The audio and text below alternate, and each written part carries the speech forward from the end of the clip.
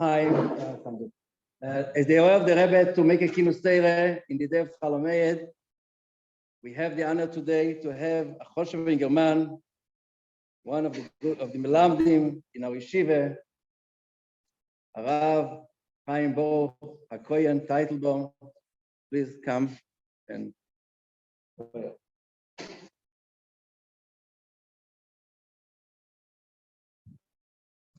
המועד.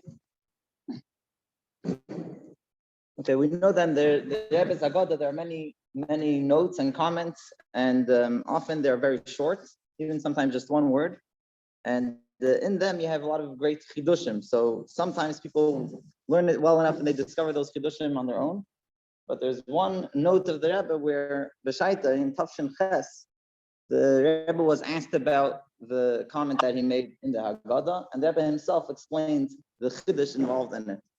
In the beginning of the Haggadah, where it speaks about the Korban Pesach, it goes through the whole story of how the Korban Pesach was brought, and it mentions that there would be, the Hallel would be said during the Seder of Korban Pesach. And the Rebbe quotes the idea of them saying Hallel, the words of them saying Hallel, and the Rebbe adds one word, which was Leviim. That the Leviim were the ones who were saying the Hallel. And then the Rebbe puts in a bracket the Makar for this, it's the Tosefta and Mesachot Pesach. That's the entire comment. The Levim were the ones who were saying Hallel. So Rabbi Zevin sent a letter to the Rebbe saying how this note seems difficult. It's not so pashut. Volshini writes, in Einze pashut kol kach. Why? Because it seems that Rashi argues about it in two places, in Gemara Psachim and Gemara Sukkah. And it doesn't seem to be an obviously accepted thing that the Levim were the only ones to say Hallel. Rather, it seems like the Yidden who were bringing their Korban Pesach, they were the ones saying Hallel. Okay, so the Rebbe responds and he says the reasoning of why the Rebbe, it is obvious that Dafka Levim said Hallel, not the Israelim. So before we get into the reason why the Rabbi Zevin felt it wasn't so obvious, why the Rebbe says it is obvious, you have to first look in the Mishnah in Gemara Psachim and Daf Samach Daled with Aleph, where it says, again, going through the story of the Korban Pesach. It starts off speaking about the Pesach Nishchat B'Shalosh Kitais. There were three groups of Yisraelim that would enter the Azara to bring their Korban Pesach, one group at a time, based on a pasuk B'Shachatu Eisei Kol Kahal Adas Yisrael. The pasuk uses three terms, Kahal, Eda, and Yisrael, showing us that the Korban Pesach was brought in three groups. And it goes on to say how the first group entered the Azara, they would close the doors, and then it says Taku Hariu V'Taku. They would blow tkiya through a tkiya with the trumpets. The kohanim would have long lines that speaks about how they would pass the blood for the sheichet all the way to the mizbeach. They would pour it connected the aside and then return the empty keli. After it goes on to say that, it continues to say, after they were done this procedure, the first group left, the second group entered. It doesn't say what they did, but obviously they did the same thing. The second group left, the third group entered, and then it continues to say, and then following this, it says, Karu es hahal, they read the Hallel. In Gomru, if they finished reading Hallel, Shanu, they repeated it a second time. If they repeated Hallel twice, and they still weren't finished sprinkling the blood of all the karbanos on the mizbeach, shileshu, they would repeat the Hallel for the third time. But it never actually happened that they had to say the Hallel three times, because the kohanim would do their avodah very quickly. Then the Gemara continues to say that Rabbi Yehuda argues, and Rabbi Yehuda says that the third group never had a chance to say the Hallel three times, never got a chance to say even the second paragraph, the Haftik Yishma Hashem. He couldn't even reach that paragraph because the kohanim were already done so quickly doing the avodah, because that group was very small. Anyhow, the Rashi on the words Karu es hahal says quite clearly, Akol Kita is Koi, that all of the groups, this is referring to all of the groups. When it says they read the Hallel, refers to all of the groups of Yisraelim that entered the Azara.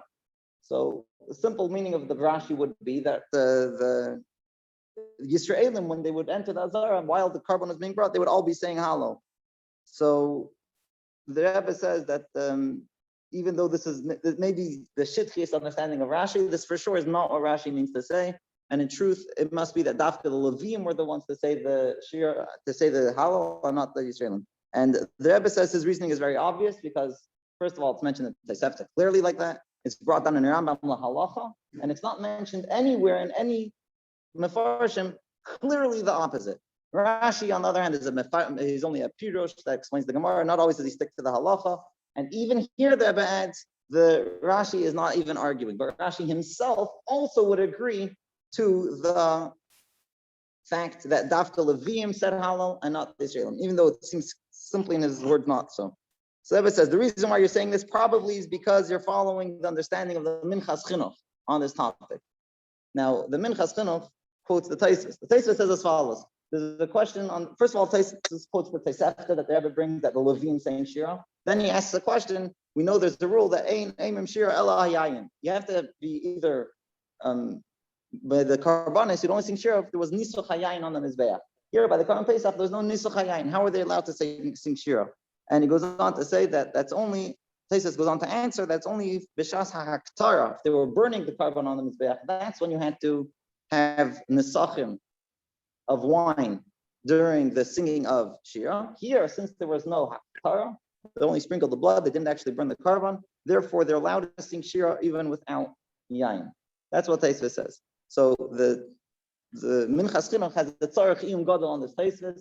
How could the Taisus over here gives an interesting explanation that throughout Shas, if you're not burning the Karban, then there's no problem singing Shira without wine. You're allowed to sing Shira without wine only if the Avodah being done then does not involve Haktar. Just to explain Taisus a bit more, it says that Ein Simcha Ella, it says in the Pasuk that Yayin Misameach Elikim Va'anashim. That we know that wine makes a person and Hashem happy, and it says just like by a person B'shas Achila, that's when you have the need for Shasiya of Yayin. So too by the Mizbeach B'shas HaHaktara, that's when you need to have the Nistachim of wine. So the Minchas Chinuch asks on this Taisus, if this were to be true, another Gemara is not understood.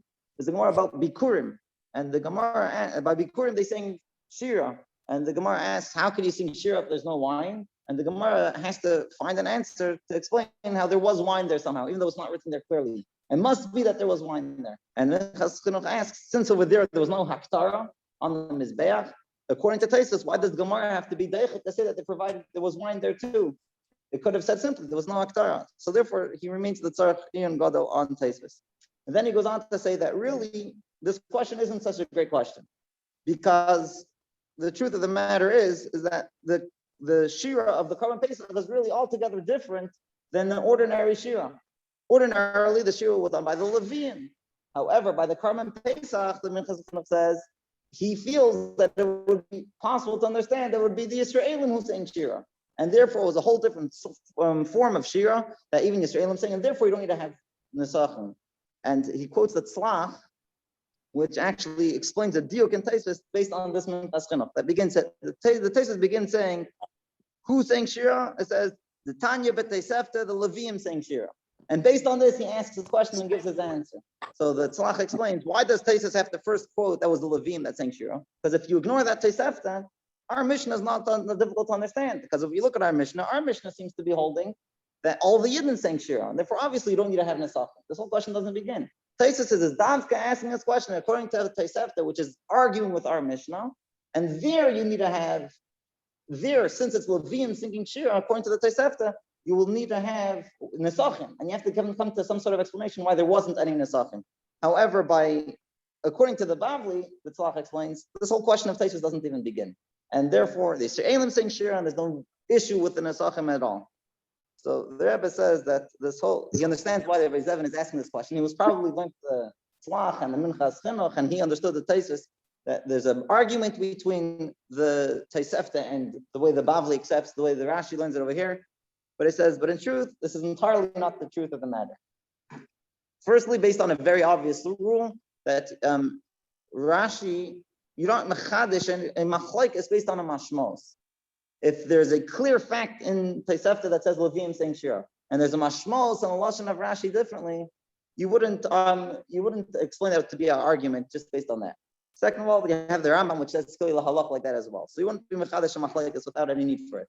And then it says you can understand Rashi very differently. How would we understand Rashi here? The the Rashi over here, the Rebbe says, first of all, if you look in the Diuk Haloshin, Rashi says that Koros Hal says Akol Kitei Skoy. It goes on all the groups. The Rebbe says if it would be referring to the groups themselves would be singing Shira, the word Akol would be skipped out. It would just said Akitei Skoy. And also the Rebbe says when it comes to blowing the shofar, it doesn't say who blew the shofar. So that goes on to say that Rashi B'chlal is not coming to clarify who said Shira or who blew shofar. These are things that are self-understood. It does not need any explanation. All that Rashi is trying to explain is a difficulty in the Sign and Lashon HaMishnah. When the Mishnah is first says Ba'arichos, the whole process of how the first group did their carbon. After that, it says so to the second and so to the third group did the same thing. And then it says Amru Sahalo. So this Amru Sahalo, if the first group already said Halal, it should have said Amru Sahalo when it was discussing what the first group did. Instead, the Mishnah says Ba'arichos, the first group did. Then it says the same thing is by the second and third, and they said Halal. So from the Pashtus Halashon of the Mishnah, you would understand that only the second and the third groups said Halal, not the first group. Not that it makes any sense, but that's what the wording of the Mishnah seems to indicate. So just to prevent a person from making that mistake, Rashi clarifies, no, it's not true. The Amru Sahal words of the Mishnah really refers to the first group as well. Akol Kitei Skoy. Every one of the three groups said the Halal. Rashi's not getting into at all whether the Kohanim said it, the Leviim said it, the Shelim said it. It's irrelevant to Rashi. All he's clarifying is that one mistake a person can make. And if you're going to say why Taka did the Mishnah not mentioned by the first group already that the Amru is Sahalo, so that clarifies that the reason why the Mishnah is worded in this order is because following this, the Mishnah continues to say a machlokes about how many times Halal had to be said, with Rabbi Yehuda arguing with the Tanna Kamma. So in order to clarify what they argue about differently, separate that from the things that everyone agrees on, we first say the process that everyone agrees on, and then we say Amru Sahal, and we bring the machlokes of the Tanna Kamma and Rabbi Yehuda. And Rashi will clarify that Akol Kitei Skoy, that really everyone agrees that they all said Halal. The only argument is about how many times they said Halal. So that means that side of Minchas Chinuch misunderstood Rashi, side of Tzlach misunderstood Rashi, side of the whole places they understood wrong. And this idea of Tesef the Saints Levim, it's taka obvious and it's going to all opinions, including Rashi. So that was the first response Rebbe gave after he asked that question. Apparently he wasn't satisfied with his answer because a few days later he asked the question again. And he brings many things about Apilpum Masechta Sukkah, about the thesis over there, how to understand it. But in addition, he adds on something very shocking. He says that it seems to be Talmud Aruch Shekimat Mefurash Sheyisrael Amun. Where's this quote from? Later on, Masechta Psachim, Daf Tzaddik Hey. Over there, it speaks about the differences and similarities between the Pesach Rishon and Pesach Sheni. And it says that after the differences, it says that both of them are the same, both of them are equal, that Amru Sahalo. The Gemara says, what's the marker for this? How do you know that by both Psachim, they would say Halo? And the Gemara's answer gives over there is, there's two answers. The second answer is, is it possible that Yisrael will shech their carbon Pesach and shake their lulav and not say Halo? Obviously they have to say Halo. It's like a Svara Pshuta.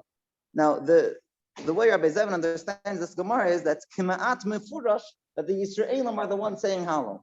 So it wasn't based on a Achen's Pirush on a Rashi, Mashmos, on a Mishnah, but it's a Talmud Aruch, it's a clear Gemara that the Yisraelim saying Shira. Okay, so the Rebbe says about that that's not the case either.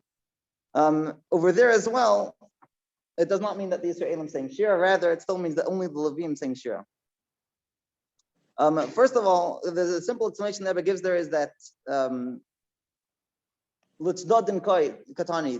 Tana over there, the opinion of the Gemara over there that says this answer is saying each answer in the way that applies to that case. When it speaks about the lulav, the Amira Sahal applies to the dinim of Amira of shaking lulav. When it comes to speaks about the Karm Pesach, it applies to the way it applies to Karm Pesach. When it comes to shaking the lulav, who shakes the lulav? Every single yid. So obviously, who will say halal? Every single yid. Actually, how can the yid shake the lulav without saying halal? When it comes to the Karban Pesach, they wouldn't be possible for every yid to sing to shech the Karban Pesach. As the Rashi and Chumash says, "Efshar kol Yisrael shechtim is the same." It wasn't possible. They had to have a shliach, and the Levim were the shluchim to say halal for all the yidden. The idea of just like the akrava of the Karban Pesach was done through shluchim, so too the halal sung in the times of the Beis Hamikdash was sung through shluchim, and who were those shluchim? Was the Levim. So again, the Rebbe says all of these proofs don't make any difference. And as he mentions, as the Rebbe says, they can make a chiddush according to this Shita and Gemara, it would come out that if, let's say, in Sukkot time, somebody was shaking his lulav and saying somebody came to Hallel and he didn't have a lulav with him, and then after he finished saying Hallel, he got hold of a lulav, and he has to do the mitzvah now of shaking lulav. It comes out they don't have to repeat Hallel as well, because how could a Yisraeli shake his lulav without saying Hallel? That's once mentioning this Gemara, the Rebbe points this out as a Dvar Chiddush. Anyhow, so here it's interesting that we have a one word ha'ara from the Rebbe and the Haggadah, and it seems to be not clarifying different than what seems obvious the great Lamdanim in a Gemara Mufreshes, and the way many Achronim actually accept to be an easier way to understand the Mishnah. And the Rebbe says, the whole thing, this is not Rashi's opinion, and this was never true in the first place. Anyhow, we should be zeicher right away to V'nei Chal Sham and Azvachim and Absachim B'Karim Mamish.